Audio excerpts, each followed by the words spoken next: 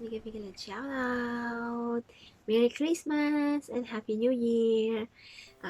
Andito ako ngayon guys kasi gusto ko lang ipakita sa inyo ang birthday, hindi pala, Christmas gift ng aking amo.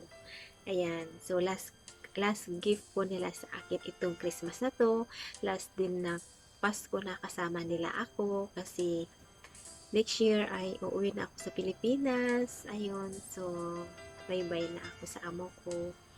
Ayan, talaga isa to sa pangarap ko talaga na sana mabili ko. Plano ko mabili ko siya bago sana ako uuwi ng Pilipinas kasi isa yun talaga na gusto ko, pangarap ko. Pangarap ko makabili pero hindi ako makabili-bili.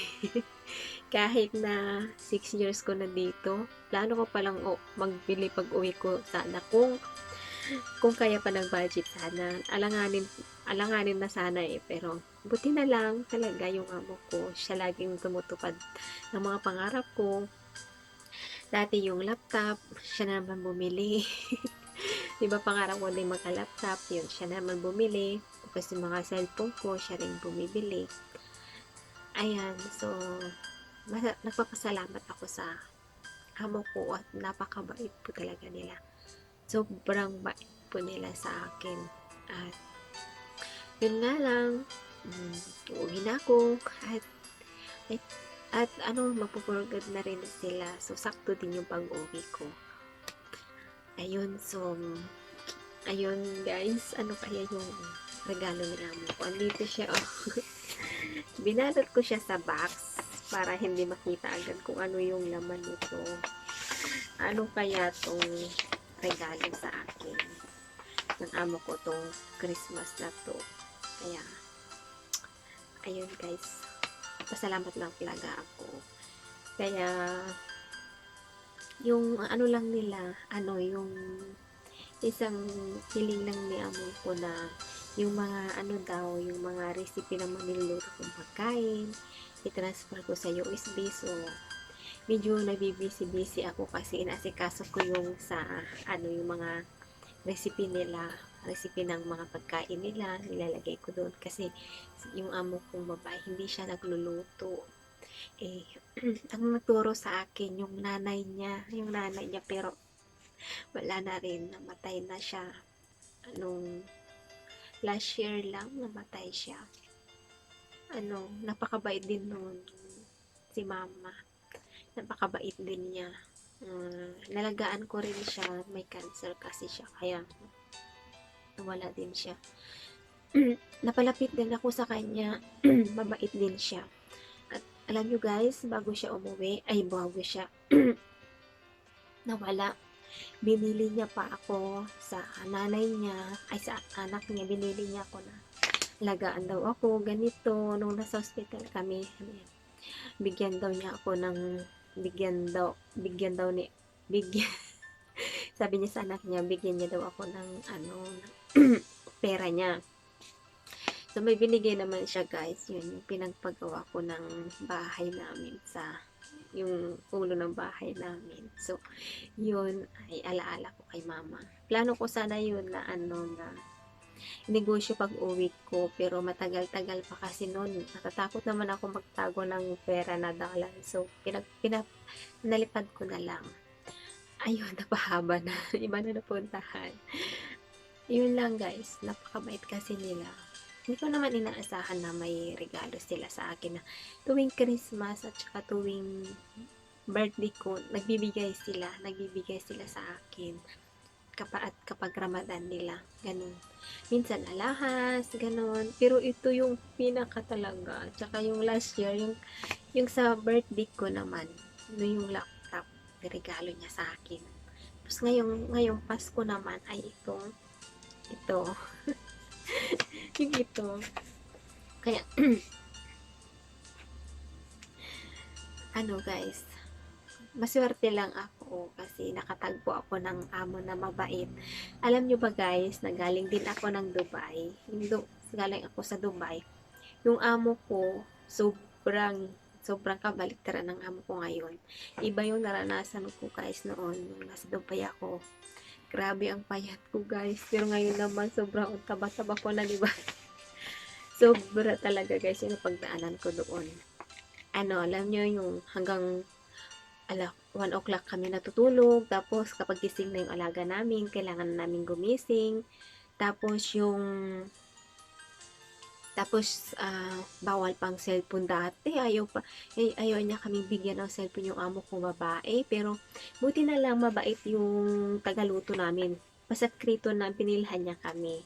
Pero nalaman din ng amo kong babae. Tapos, puno pa ng CCTV sa bahay nila. Tapos, yun yung mga anak niya, napakalikot. Ay, grabe, kailangan talagang alagaan. Takbo doon, takbo dito. Kung may maungtog man, kasalanan mo pa. Tapos, kapag pakainin mo, grabe naman yung pinapakain ng amo. Kaya kami na kumakain. Yun, naalala ko lang, guys. Tapos, alam nyo ba, guys, naranasan ko pumunta ng mall na nakamidyas lang. As in, kakayala-yala nila yung ng kapatid ni madam. Hindi ko naman akalain noon na ipupunta niya pala yung mga bata sa mall. Alam nyo guys, naka-uniform pa kami niyan. Tapos, pumupunta sa mall. At saka, kapag kumakain sila sa labas, kasama ng mga bata, hindi naman kami pinapakain yan. Hindi niya kami ino-orderan ng pagkain. Siguro kung may tira ng bata, yun yung papakain niya sa amin. Kung wala, wala. Yun. Pero ngayon, sobrang baliktad ngayon, guys. Alam nyo, tuwing nilalabas ako ng mga amo ko, tapos papa-order nila ako, papipili nila ako kung ano yung gusto kong kainin, at papipiliin pa nila ako kung saan kami daw kakain. Yun, nahiya ako.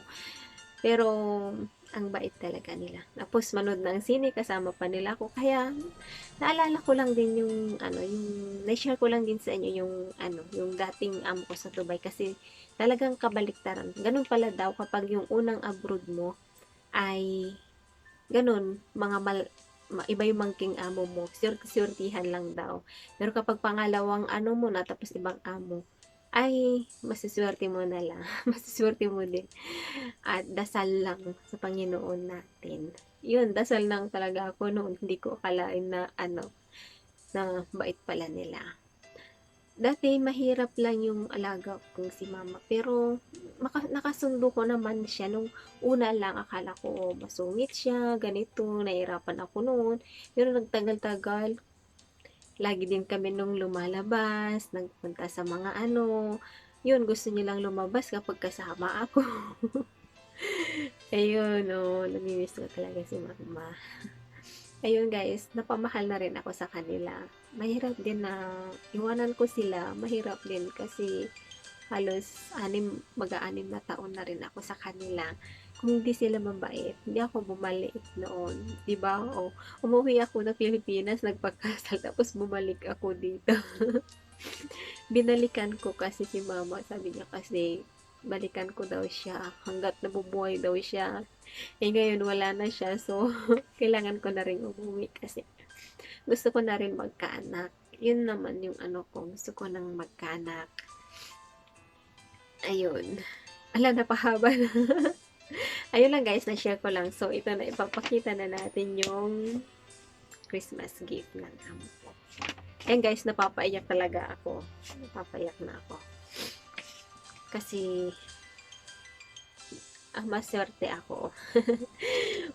Pero maraming trabaho. Pero syempre, kailangan naman pupunta tayo sa abroad na walang trabaho, diba? So, kailangan, tayo kulag sa mga kaya mabait yung amo ko kasi, tapat lang ako sa kanila.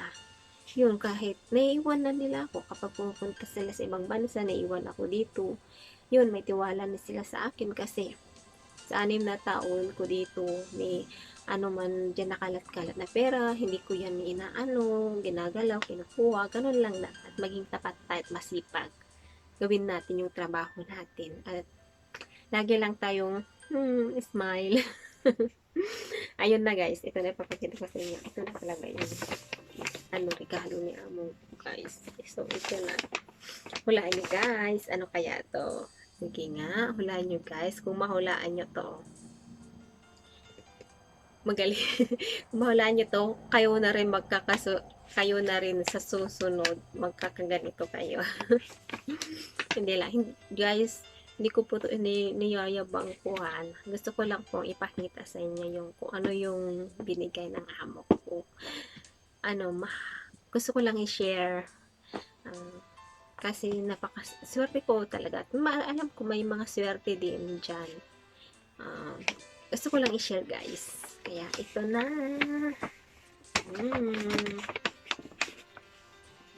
Guys, ano kaya? Tara! Digital camera, guys. Ito yung isa kong pangarap na bilhin. Kasi promise, sabi ko sa kapatid kong bunso, kapag kinasal ka, ako yung photographer mo, ha? Kaya ito talaga yung isa kong pangarap, guys. Ito yung isa kong pangarap. Diba? Nabuksan ko na, hindi ko alam kung paano isarado kanina. Nabuksan ko na, sinilip ko. So, guys, meron tayong ganito. Meron tayong ganyan. May warranty. May battery. May charger.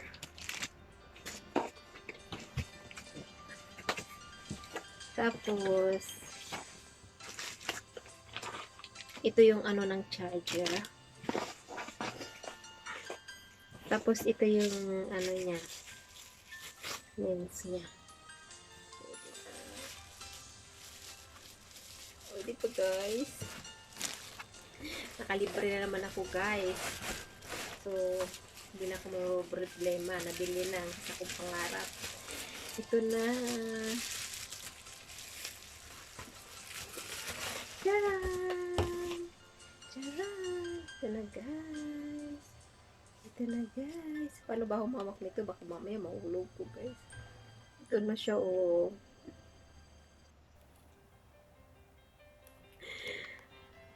Kaya lang talaga, guys.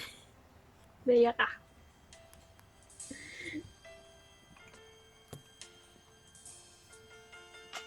Diba, kung gusto mo ilagay yun, ilagay mo lang yun dito. Masaya lang ako, guys. Ito lang, guys, yung birthday gift ng amo ko. Yan. At saka may free palang ano, guys. May free siyang bag. Ito siya, oh. Free niya to. Free niya tong bag. Ayan. Kasi, sigurado, guys, mapait naman ako. At mapagbigay din ako. Kahit buraot ako, pero siguro, kaya mabait yung mga amo ko kasi mabait ako. Hindi. Kasi pinapakita ko lang yung kung ano ako. Yun. Turing talaga nila sa akin ay pamilya. Turing sa akin ni Madam ay parang anak niya daw ako. Parang bunso nila ako kasi dalawa yung anak ni Madam na babae din. Pero malalaki na sila. Wala sila dito. Nasa ibang lugar sila. Ayan lang, guys. Ito na, guys. Oh.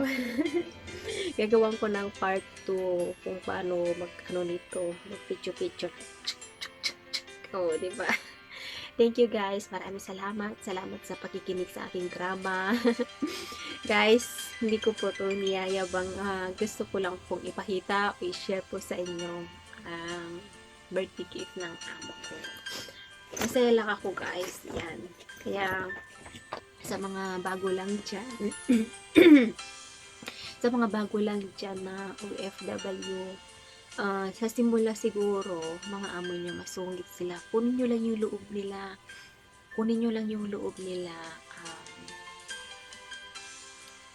Magiging mabait din sila niyan. Tapos, pakitang lang kayo, mabait kayo, dapat, ganun. Kung galit sila, hayaan nyo lang sila. Pero yung mga amo ko, hindi pa ako nila pinagalitan. Kasi, wala naman akong ginawang mali eh.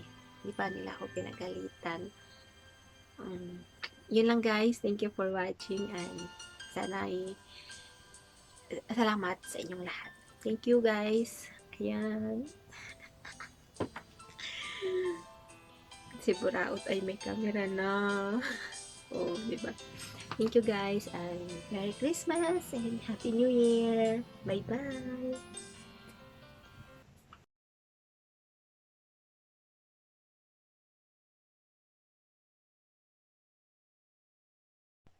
Guys, ito na yung regalo ni amo ko. Ito na guys.